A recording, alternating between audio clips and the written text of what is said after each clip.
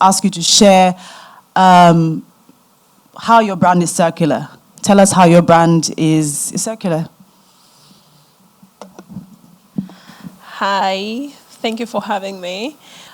I would say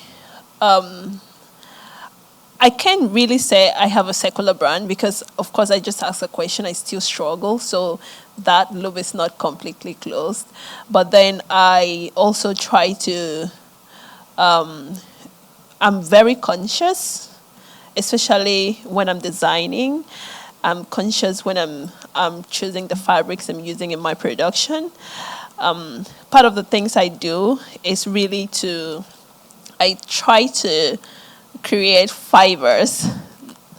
Anyway, that is what led me to started using a lot of raffia in my production because I was really curious in terms of how I could use a different kind of fibers because I looked at raffia and being that this raffia thing happens in my community and I see how the whole thing is done. I know that raffia is really, really 100% non-destructive. And then I know that it's a very strong fiber. I know that it really can be used as manure and stuff like that. And I thought, okay, this is a very interesting fiber. And I know that it's not that easy on the skin. So I started finding ways on how to infuse it into my clothing. I started by designing an outfit with it. Do I need to show them? So for instance, the first raffia outfit I made was a top, which I really love. I couldn't really put it out there because I got bullied a lot. A lot of people were like, oh, they call it different names, juju, voodoo, something, a whole lot of things. Yeah. But that really came out of my curiosity in terms of using fibers, a different kind of fiber to make something that we can wear. And I know that raffia kind of won't look ugly.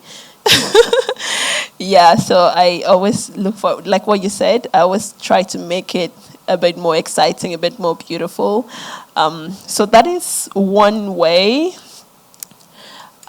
I feel my brand is secular. Yeah, so that's one way. And another way is that I try to design clothing that fits into can fit different body types.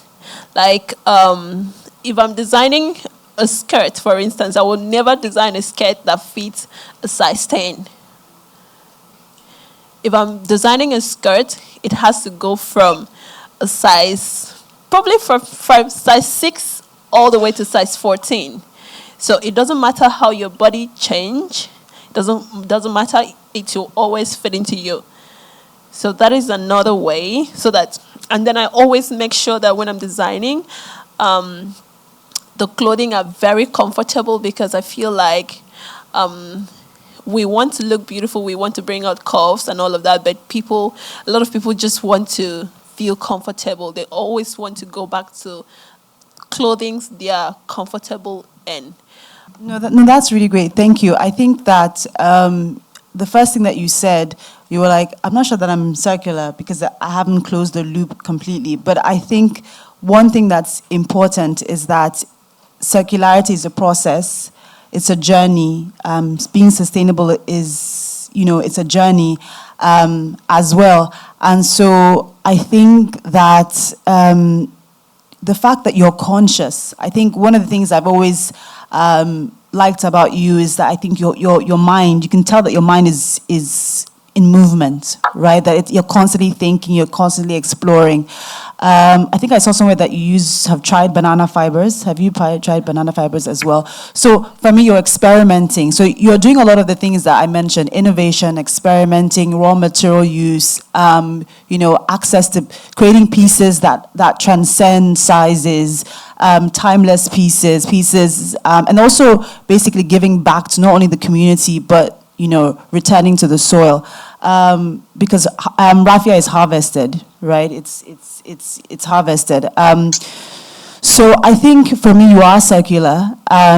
obviously, even the brands like Stella McCartney, which is to me is like the ultimate sustainable brand because, they don't use plastic, they don't use that. Even that, I can say no brand is 100% circular. The point for me is that it's a journey, is that you keep thinking about it, you keep setting goals for yourself. This year I want to do that, next year I want to do that, the year after that I want to do that.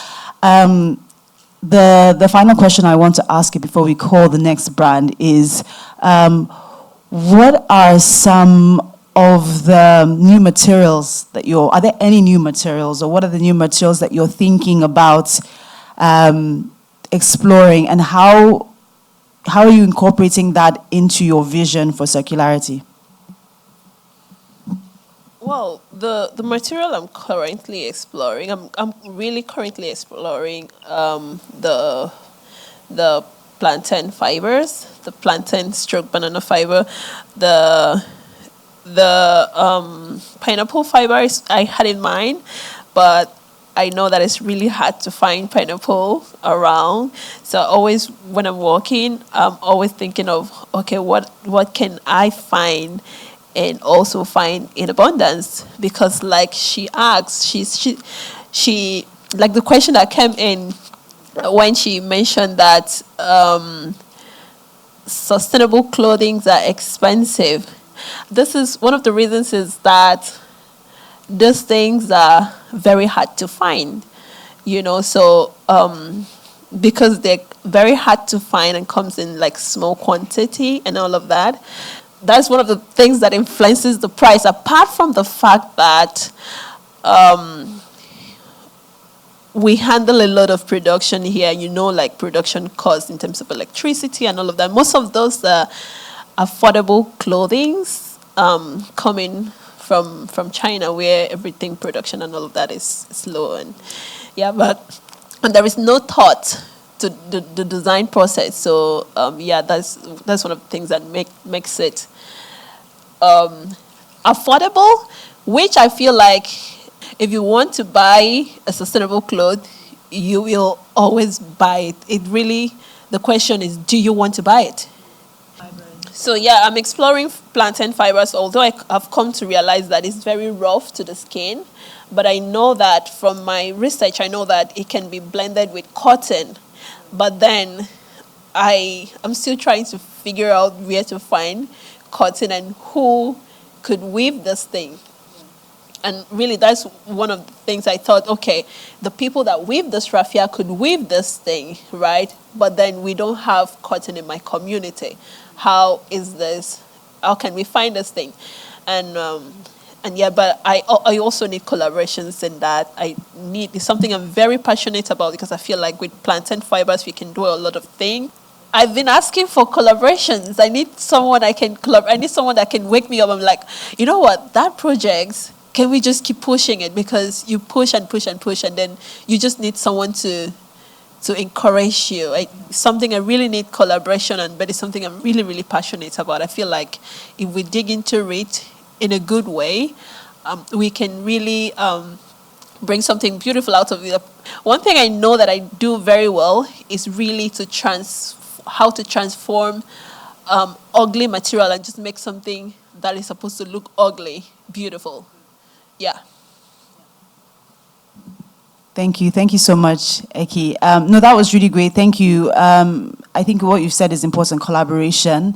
But there is a brand that makes paper from banana fibers, Meth, and they do like coconut buttons. They do a lot of really great things. So the idea is to be able to get the textiles to be, as you've said, soft and easy to wear. At the moment, what I've seen with like raffia, for example, and banana fibers is it still feels very homeware. It still feels like in its rough state. I think it needs to get to kind of where the guys in Kenya are, where it's fabric. It's fabric that looks like this, a fabric that looks like linen. A cotton blend. The one that I saw from Kenya, it looks like linen. It looks like a coarser version of linen, which is really where we need to go. And if that's happening in Africa, if that's happening on the continent, I mean, there's just the sky's the limit from there. So thank you so much, Eki. Thank you. next from TJ Who?